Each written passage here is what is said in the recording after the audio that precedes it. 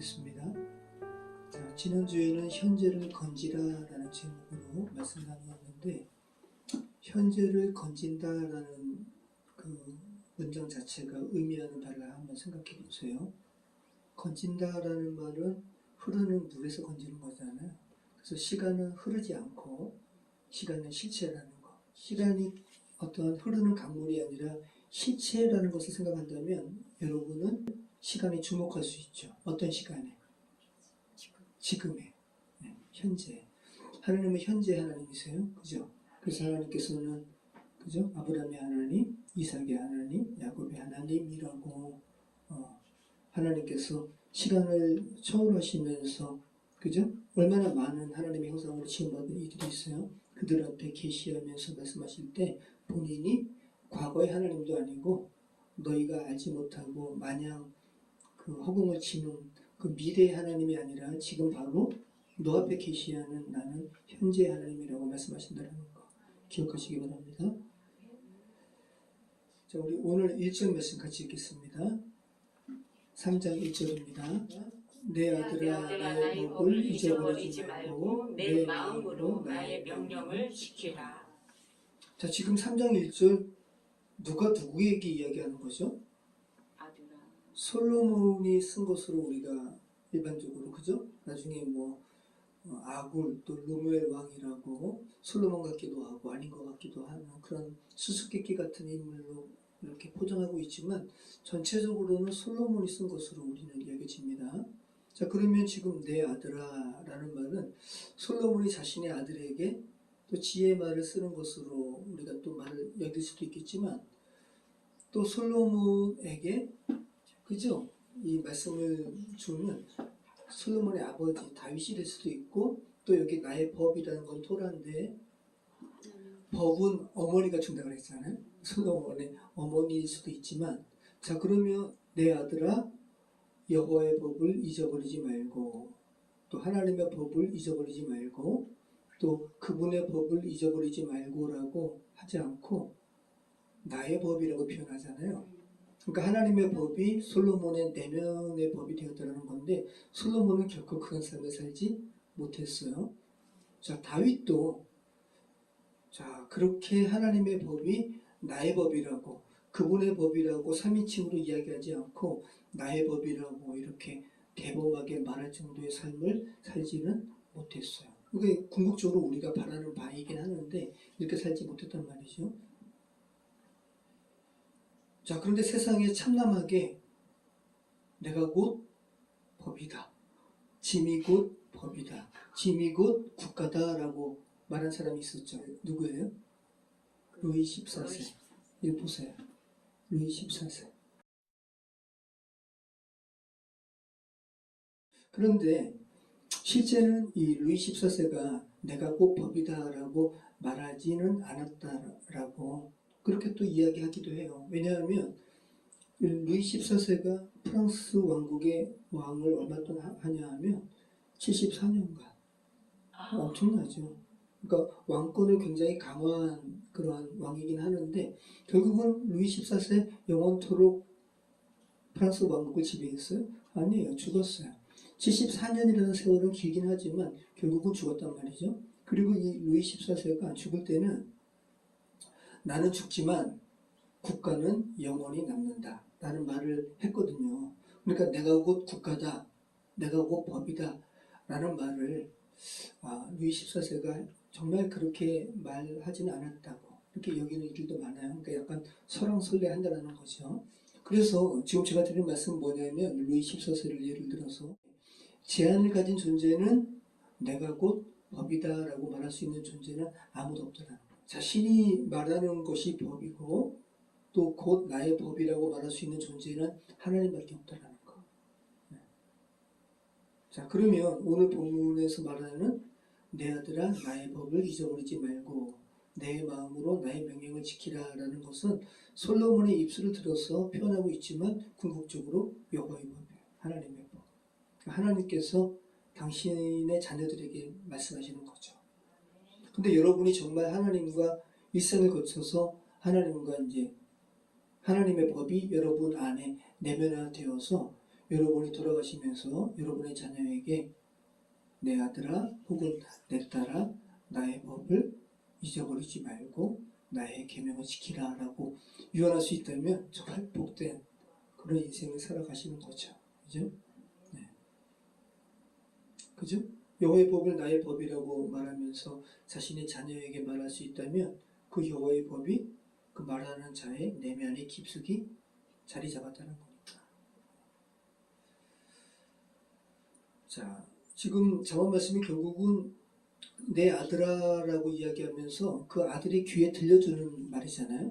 그러니까 아들의 입장에서는 지금 듣는 거예요. 들리는 거예요. 그죠? 사람은 원래 하나님의 법을, 하나님의 말씀을 의지적인 어떤 노력을 가지고 들어야 하는 존재로 주께서 창조하지 않으셨어요. 하나님의 자녀이기 때문에. 근데 여호와의 법을 이제는 죄로 인해서 죽은 존재가 되었기 때문에 의지를 가지고 또 솔로몬의 아들 같은 경우는 아버지가 죽음이라는 유언을 하면서 의지를 가지고 아주 온 힘을 기울여서 하는 말을 그 아들도 온 힘을 기울여서 듣는 존재가 됐단 말이죠. 왜? 뭐 때문에? 죄로 인해서 죽었기 때문에. 그래서 성경에 이 듣는다라는 샤마라는 단어가 처음 쓰인 성경 말씀이 어디겠어요? 신명기 6장 4절은 쉐마 이스라엘이지만 지금 여러분이 다 이야기했잖아요. 왜 우리가 여호와의 말씀을 의지적으로 듣는 존재가 되었어요? 죄로 인해서 죽었기 때문에. 그래서 이 듣는다라는 이 단어가 처음 쓰인 성경 본문은 창세기 3장의 타락의 사건이에요. 하나님께서 아담과 하와에게 너희가 동산의 모든 나무의 실과를 먹을 수 있는데 선악을 알게 하는 그 나무의 실과만은 먹지 말라라고 어떤 물리적인 어떠한 그 사과를 생각하지 마시고 하나님이 어떠한 법령을 주셨어요. 그죠? 이거 그냥 하나님을 사랑하고 하나님께 순종하는 사람들은 그냥 지키면 돼요. 근데 그것을 어겼단 말이죠. 어긴 다음에 가장 먼저 들린다라는 말이 성경에 나온 거예요. 여호와의 소리가 동산을 거니는 여호와의 소리가 선악을 알게 하는 나무의 실과를 먹음으로 타락한 인간들의 귀에 들렸어요. 그래서 이제 그 전에는 그 아들과 부모 간의 그 사랑의 그런 관계성에서 이제는 깨어져 가지고 하나님의 음성을 들었는데 이제는 숨는 존재가 되었단 말이죠. 그 장면에 처음 이제 샤마라는 단어가 처음 쓰이는 거예요. 참 안타까운 그런 장면인 거죠. 그들이 그날 바람이 불 때 동산에 거니시는 여호와 하나님의 소리를 듣고 아담과 그의 아내가 여호와 하나님의 낯을 피하여 동산나무 사이에 숨은지라. 자, 이 듣는다라는 이 샤마라는 단어가 성경에 처음 등장하는 본문이에요. 죄로 인해서 죽어서 이제 여호와 하나님의 소리를 의지적으로 들어야 하는 존재가 되었음을 나타내는 문장에 처음 쓰였다라는 거. 그리고 이 이후부터 이제 인간은 하나님의 말씀을 들어야 사는 존재로 전락해 버렸어요. 무려 성경에 이제까지 한 번도 등장하지 않았던 샤마라는 단어가 이 이후부터 1073번 등장해요. 이제 인간은 들어야 사는 존재가 된 거예요. 그래서 대표적으로 신명기 6장 4절에 쉐마 이스라엘, 그죠? 쉐마 이스라엘 아도나이 엘로헤이누 아도나이 핫 이거잖아요. 이스라엘아 들으라 우리 하나님 여호와는 오직 유일한 여호와이시니. 네. 하나님은 유일하신 분이시라는 거예요. 너희 우상의 소리 듣지 말고 너희 내면의 소리 듣지 말고 여호와 너를 창조하신 여호와 하나님의 소리를 들으라는 거예요. 이게 쉐마 이스라엘이에요. 자, 그 들음의 결과는 뭐죠? 이제 죄로 인해서 죽은 인간들에게 하나님께서 말씀하세요. 들으라 이스라엘. 너희는 들어야 된다. 들어야 사는 존재가 된다라고 말씀하시는데 계속 이제 하나님의 소리, 하나님의 음성을 듣는 그 삶의 결국은 어떻게 될까요? 듣는 자의 결국은 어떻게 되는 거예요? 이제 하나님의 법이 그 사람의 내면 가운데 심겨져가지고 나의 법이라고 할 수 있는 존재가 이제 되게 되는 것이 하나님의 궁극적인 목적이죠. 그죠? 그 결과를 그 하나님의 궁극적인 목적을 예레미야 선지자를 통해서 주께서 말씀하시죠. 이 말씀이에요. 그러나 그날 후에 내가 이스라엘 집과 맺을 언약은 이러하니 곧 내가 나의 법을 그들의 속에 두며 그들의 마음에 기록하여 나는 그들의 하나님이 되고 그들은 내 백성이 될 것이라 여호와의 말씀이니라. 네, 이게 여호와의 말씀을 계속 듣게 되는 궁극적인 결과죠. 부모가 자녀를 신앙의 첫 제자로 세우는 운동이 듀티로노미 6, 신명기 6장, 아까 쇠마 이스라엘 신명기 6장을 모토로 하는 그 운동이 D6 운동인데, 김친환 목사님이라는 분이 지금 토론토에서 목회하신 분인데, 이 듀티로노미 6 운동을 한국에 몇 년 전부터 이렇게 소개하시고 보고하세요. 이분이 얼마 전에 페이스북에다 글을 쓰셨는데 제가 너무 이렇게 은혜가 됐어요.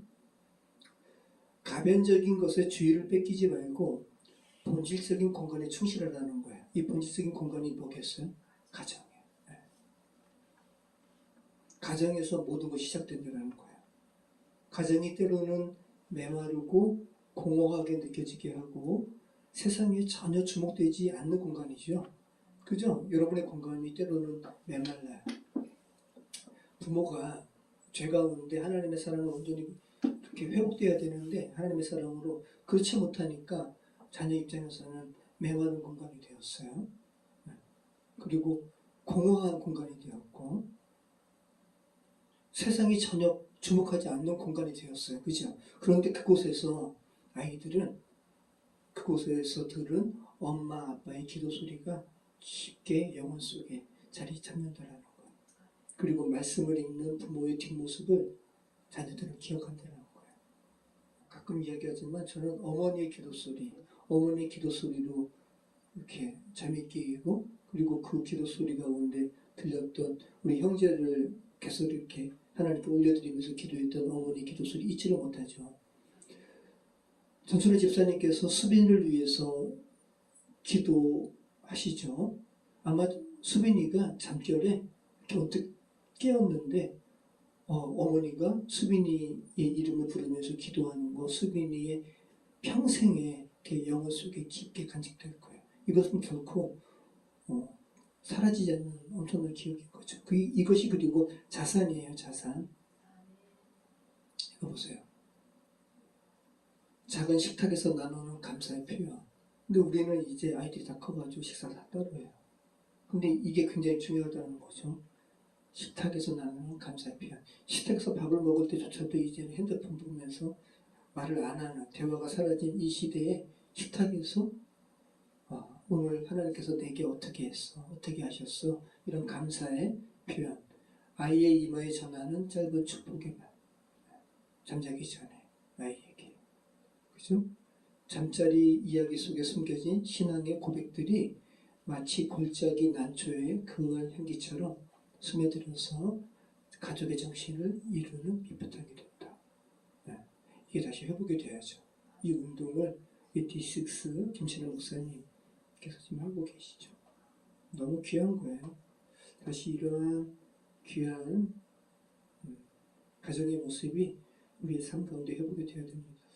자, 오늘 본문의 말씀 가운데 여러분 같이 읽어봤는데 이렇게 하라, 너희는 이렇게 하라, 그리하면 이렇게 될 것이다 라는 이 표현이 굉장히 많이 나와요. 몇 번 나오는 것 같아요? 먼저 잠언 3장 1절 2절부터 나오죠. 내 아들아 나의 법을 잊어버리지 말고 내 마음으로 나의 명령을 지키라. 그리하면 그죠? 자, 3절 4절에서도 그러죠. 인자와 진리가 내게서 떠나지 말게 하고 그것을 내 목에 매며 내 마음판에 새기라. 그리하면 자 5절에도 5절 6절 너는 마음을 다하여 여호와를 신뢰하고 내 명철을 의지하지 말라. 너는 범사에 그를 인정하라. 그리하면 벌써 세 번째 나왔어요. 네 번째는 어디 나와요? 9절 10절에 나오죠. 내 재물과 내 소산물의 처음 익은 열매로 여호와를 공경하라. 그리하면 한 번 더 나와요. 언제 나와요? 21절 22절 내 아들아 완전한 지혜와 근신을 지키고 이것들이 내 눈앞에서 떠나지 말게 하라. 그리하면 자 여러분 너는 이렇게 하라. 그리하면 반드시 이렇게 될 것이다. 라는 이 명령형과 그렇게 될 때 약속하시는 이 하나님의 어떤 말씀의 이 결합은 인간의 언어에서 쉽게 들을 수 없는 표현이에요. 여러분이 누구에게 이야기하는데 너는 이렇게 해라. 그리하면 이렇게 될 거야. 라고 확답을 그들에게 줄 수가 있어요? 인간은 가변적인 존재고 우리의 미래를 우리는 보장할 수 없기 때문에 우리는 그냥 격려할 수는 있어요. 아무개야, 우리 이렇게 해보자. 그죠?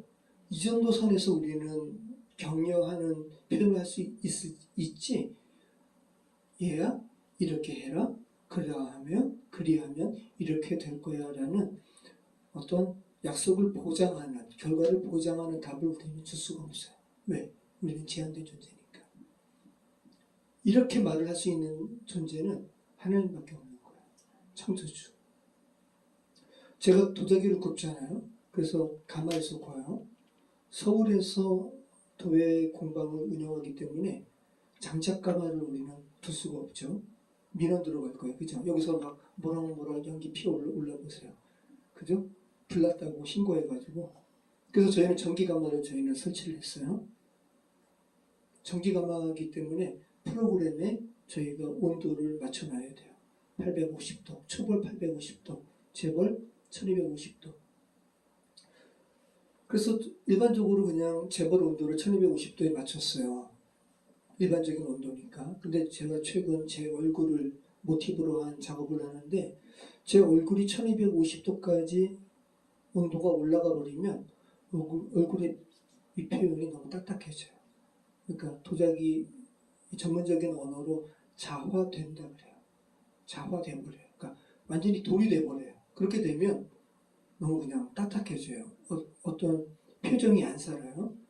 1250도까지 올리면 안 되고 1218도까지 올리고 멈춰야 돼요. 그러면 약간 좀 부드러운 느낌으로 표정이 살아요. 그런데 저 전기가마 프로그램을 해야 된다고 했잖아요. 이 전기가마에서 온도를 1250도 설정한 것을 1218도로 이렇게 바꾸는 것이 쉽지가 않아요.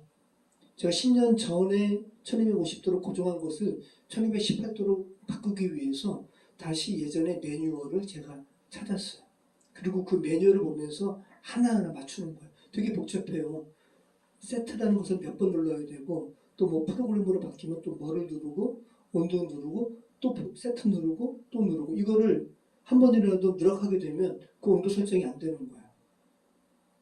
그 매뉴얼이 말하는 대로 제가 정확하게 해야지 1218도로 온도를 제가 조정할 수 있는 거예요. 그리고 이 매뉴얼은 이 프로그램은 오픈이 됐다 그래요. 그때 그 설치하시는 가마 사장님이 그러시는 거예요. 이 프로그램은 오픈이 됐어요. 그래서 어떤 가마 업체든지 이 프로그램을 쓸 수 있다는 거예요.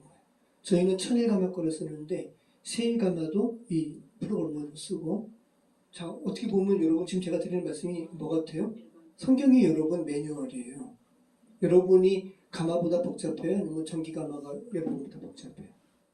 근데 그 여러분의 삶을 어떻게 살아야 하는지를 알려주는 것이 매뉴얼이잖아요. 바이블이에요. 그리고 이 바이블은 오픈됐어요.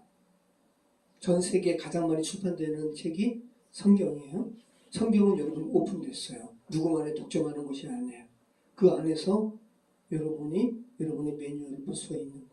여러분이 얼마나 복잡해요. 여러분의 몸은 37조의 세포로 구성되어 있어. 37조 개의 세포라는 게 여러분 감이 와요? 한 개의 세포를 여러분이 살아가는 이 지구상의 인구가 몇 명인 줄 아세요? 요즘에? 60억 명 초과한 거는 옛날이고 70억 명도 지금 넘었어요. 80억 명이에요. 자, 세포 한 개를 80억 명이 살아가는 지구로 본다면 그 지구가 몇 개 있어야지 여러분의 몸을 이루는 거냐 하면 4,600개. 여러분의 몸이 그렇게 복잡한 존재라고요. 그리고 그 세포 하나하나에는 그 세포의 어떠한 뭐라 그럴까 설계도라고 하는 DNA가 있죠. 그 DNA 한 가닥을 풀면 2m가 넘는 길이라 그래요. 그리고 그 안에 얼마나 많은 기록들이 있어요. 그 기록된 유전 정보는 백과사전 수천 개 달한다 그래요. 그런데 그 세포가 80억 개 있는 것이 몇 개가 또 있어야 된다고요? 4,600개. 이게 여러분이라고요. 저와 여러분. 근데 여러분이 이러한, 이건 좀 제가 단순한 물리적인 것만 이야기했잖아요. 물리적인 복잡성만 여러분에게 있어요? 그렇지 않아요. 여러분 안에 인격도 있고, 그죠? 얼마나 많은 여러 가지 변수들이 있어요, 여러분이. 근데 그런 여러분의 삶을 어떠한 매뉴얼이 뭔지 그 확인도 하지 않고, 매뉴얼이 말하는 말을 의식하지도 않고 여러분이 막 살아버려요? 그러면 여러분이 흉기가 되는 거죠. 다른 사람을 해치는 흉기가 되고, 그죠? 폭발할 수 있는 아주 폭발물이 여러분이 될 수가 있는 거고, 여러분의 인생이 그렇게 폭발한 거 아니에요, 히틀러가.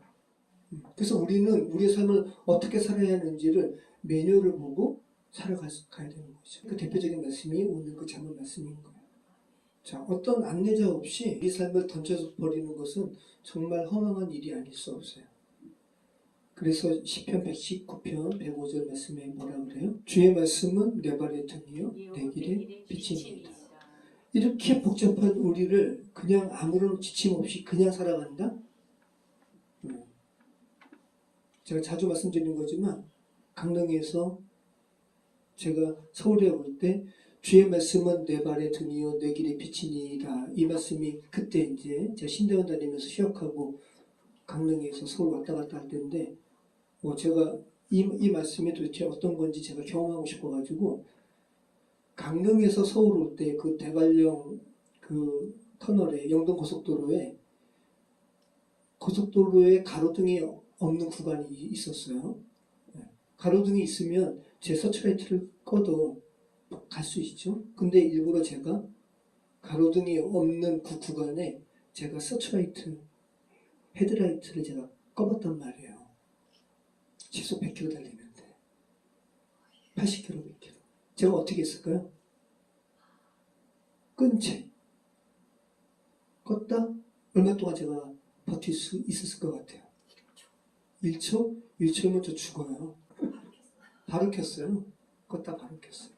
죽을까봐. 안 그러면 죽을까봐. 그죠? 우리 삶은 여러분 주의 말씀이 우리 발에 뭐라고요? 등이라고요. 그리고 여러분의 길의 빛이라고요.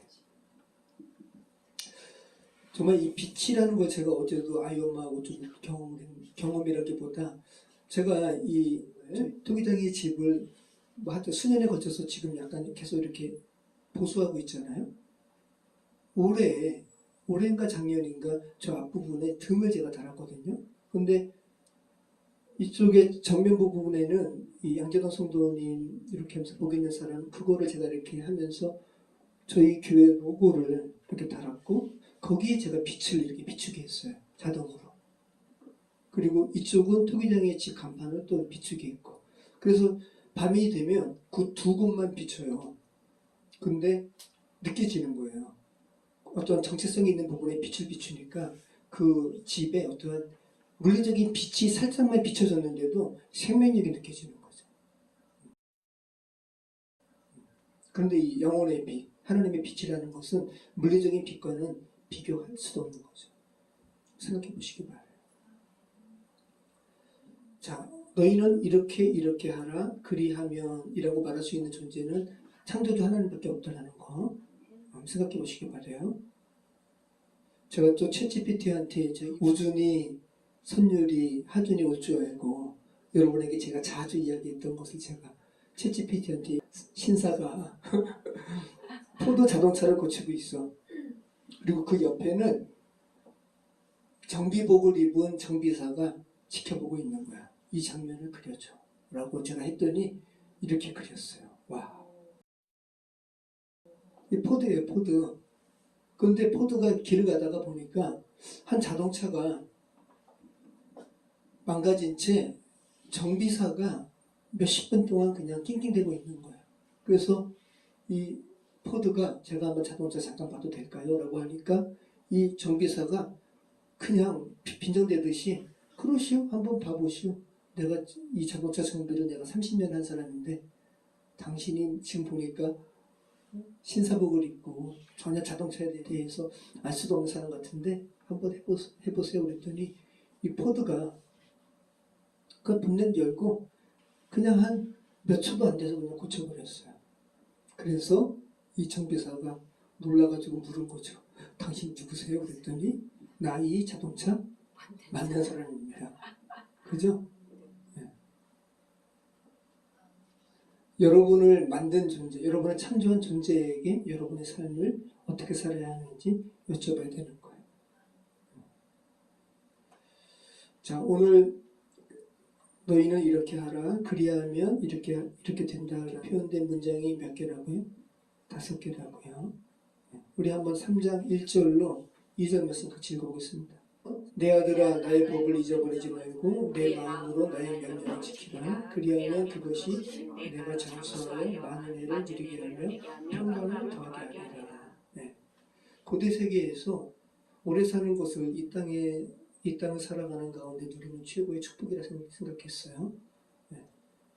잠언 기자가 하나님의 명령을 지키는 길이 평강의 삶과 장수로 이렇게 연결시켰다는 거예요. 자, 두 번째는 3절과 4절이죠. 같이 읽겠습니다.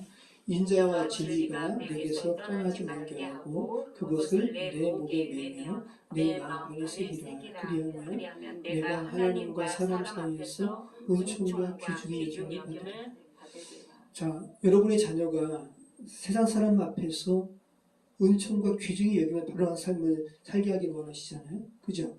하나님과. 그러려면 뭐라고 이야기하냐면 인자와 진리가 떠나지 말게 하고 그것은 내 목에 매면 내 마음판에 새기라. 제가 요번에 그 매주자 선물로 드렸잖아요. 매주자가 이런 거거든요. 마음판에 새기고 그저 목에 새기고 마음판에 새기는 거. 계속 기억하게 하는 거. 자, 인자, 헤세드예요. 하나님의 속성 가운데 가장 중요한 건데 맺어진 관계에 하나님께서 어떤 사랑과 자비를 끊임없이 최대한 베푸는 것을 인자라 그래, 헤세드라 그래요. 근데 이게 하나님만의 성품이 아니라 너희가 이 인자한 이 성품을 너희가 갖게 된다면, 그죠? 하나님과 사람 사이에 귀중히 여김을 받는다고 표현하는 거예요. 진리는 뭐예요? 인자와 진리. 진리는 에메트라는 단어예요. 에메트. 에메트는 히브리어로 가장 먼저 히브리 알파벳의 처음이 뭐예요? 알렙. 그리고 맨 나중은 타우. 중간이 뭐냐면 mem이에요. M 발음 나는 M. 그래서 진리는 뭐냐 하면 처음부터 중간에 이르기까지 또 중간부터 마지막에 이르기까지 변하지 않는 거. 이게 뭐예요?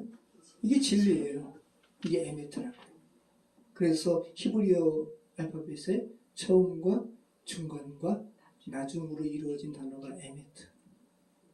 우리 인간은 처음부터 어떠한 이렇게 시작된 것이 끝까지 변하지 않고 유지되기가 쉽지가 않죠. 근데 하나님의 진리는 변하지 않는다라고요. 처음부터 중간, 마지막까지. 인자와 진리가 내게서 떠나지 않게 한다면 여러분이 세상 사람에게 또 하나님께 인정받고 귀중히 여김을 받는다는 거예요. 자, 세 번째는요. 5절, 6절이죠. 같이 읽겠습니다. 너는 마음을 다하고 여호와를 신뢰하고 내 명철을 의지하지 말라. 너는 범사의 그를 인정하라. 그리하면 내 길을 지도하시리라. 네. 자, 인간의 지혜는 제한적이에요. 오류도 많아요. 너는 마음을 다하여 여호와를 신뢰하고 내 명철을 의지하지 말라. 너가 제 아무리 똑똑해 보여도 너의 명철은 의지할 만한 것이 못 된다는 거예요. 여러분, 우리는 우리의 감각과 우리의 명철은 의지할 만한 것이 못 돼요. 신라의 원효가 그 당나라의 불교를 유학하려고 공부하려고 이렇게 떠난 거 아니야. 떠나다가 한 동굴에서 잠을 잤어요. 그 잠을 자다가 목말라가지고 이렇게 보니까 바가지에 물이 있는 거예요. 물을 먹었죠. 와, 그렇게 갈증이 해소가 되는 거예요. 너무 시원해. 근데 그 다음날 아침에 깨서 보니까 와, 내가 어저께 너무 그냥 목말랐는데 한 바가지 물 마신 거, 그 바가지가 뭔가 봤더니 해물 바가지네요. 그리고 그 바가지에는 구더기로 가득 차 있었어. 그래가지고 원효대사가, 그죠? 이러면서 깨달은 거 아니에요. 아, 인간의 감각과 인간의 어떤 명철은 신뢰할 만한 것이 못 된다. 인간의 뇌신경 몇 개만 이렇게 뭔가 건드려도 우리의 뭐가 이렇게 바뀐다 그러잖아요. 치매도 어떤 결국은 뇌신경 문제라는 거 아니에요? 그러니까 우리가 어떻게 우리의 감각과 우리 그 생각들을 우리가 의지해요? 우리는 의지할 만한 존재가 못 돼요. 우리 인간. 자, 네 번째 같이 한번 9절 10절입니다. 같이 한번 읽어보겠습니다. 내 재물과 내 소산물의 처음 익은 열매로 여호와를 공경하라. 그리하면 내 창고가 가득히 차고 내 포도즙 틀에 새 포도즙이 넘치리라. 네. 이것은 우리의 모든 것이 하나님께로부터 왔다라는 고백을, 신앙 고백을 말하는 거죠. 그러니까 여러분의 삶의 모든 것이 주께로부터 연결되어 있다는 거, 이거 고백하라는 거예요. 자, 그 다음에 다섯 번째는 뭐죠? 다시 한번 읽어보겠습니다. 21절이죠. 같이 읽겠습니다. 내 아들아, 완전한 지혜와 근신을 지키고 이것들이 내 눈앞에서 떠나지 말게 하라. 그리하면 그것이 내 영혼의 생명이 되며 내 목의 장식이 되리니. 자, 하나님께서 주시는 완전한 지혜와 근신은 분별력이잖아요. 계속 하나님과 연결되는 삶을 살 때 하나님께서 지혜와 분별력을 허락하세요. 그리고 그것들을 여러분의 눈앞에서 떠나지 않게 하라는 거죠. 그리고 그것이 그렇게 되면 여러분의 생명의 근원이 되고 여러분의 목의 어떠한 장식이 된다고 이렇게 이야기하고 있어요. 자, 그래서 이 다섯 가지는 하나님께서 치사하게 인간들에게 너 뭐 해라? 그럼 내가 너 뭐 줄게? 이러한 조건과 보상을 말씀하시는 것이 아니에요. 이 다섯 가지는 다른 말로 하면 뭐예요? 하나님께서 하나님의 질서 안에 사는 삶의 원리죠. 우리가 다 하나님 안에서 살아가는 거야. 세상은 운을 얘기해요. 럭키를 얘기해요. 아유, 운 좋네. 근데 하나님은 오늘 본문의 말씀에 의하면 법을 얘기해요. 하나님의 법칙을 이야기해요. 이 법칙은 세 가지 특징을 말하고 있잖아요. 첫 번째는 뭡니까? 하나님 중심이에요. 출발점이 인간이 아니라 하나님이에요. 여러분의 출발점은 여러분이 아니라 하나님이에요. 그래서 그 출발점을 분명히 하나님을 인지하고 하나님을 인식하고 하나님을 경외하는 삶에서부터 출발해야 돼요. 100m 벤 존슨과 칼 루이스의 그 100m 경주처럼. 두 번째는 너희는 뭐뭐 하라. 그러면 그렇게 될 것이다. 단순한 조건적인 것이 아니라 인간의 응답을 이야기하는 거죠. 하나님의 말씀에 대한 인간의 반응을 이야기하는 거예요. 응답 없는 결과는 없어요. 여러분이 어떤 반응도 하지 않으면 거기에 대한 결과는 없어요. 여러분이 뭘 반응해야 돼요. 하나님께서 밧줄을 내리셨으면 그 구원의 밧줄을 여러분이 잡아야 돼요. 잡지 않았는데 어떻게? 두 번째는 뭐예요? 세 번째는 뭡니까? 확정적인 결과예요. 하나님의 말씀을 따르고 지킨 결과는 그냥 가능성이 아니라 결과로 여러분 앞에 드러나게 되어 있는 거예요. 말씀 정리하겠습니다. 같은 내용 다시 한번 강조하면서 말씀 마치려고 해요. 그냥 한마디로 이야기하면 매뉴얼이에요. 우리가 제대로 된 사용법 없이 매뉴얼 없이 그냥 살아간다? 운전면허 없이 운전하는 거랑 똑같죠. 그죠? 의사 면허 없이 사람 시술하는 거랑 똑같아요. 자, 오늘 제목 삼은 나의 법은 너를 위한 나의 사용 설명서가 되겠죠. 이 하나님의 법, 그죠? 계속 상기하시면서 살아가시는 복된 인생 되시기를 축원합니다. 기도하겠습니다. 참 좋으신 하나님 감사합니다. 우리 한 분 한 분 또 우리 한 명 한 명의 삶이 얼마나 복잡한 그런 인생 가운데 주께서 보내셨는지 다시 한번 우리가 어떻게 살아야 하는지를 우리의 사용 설명서인 성경 말씀에 비추어서 또 하나님께 여쭈면서 살아갈 수 있는 지혜를 허락해 주시옵소서. 예수 그리스도 이름으로 기도합니다. 아멘.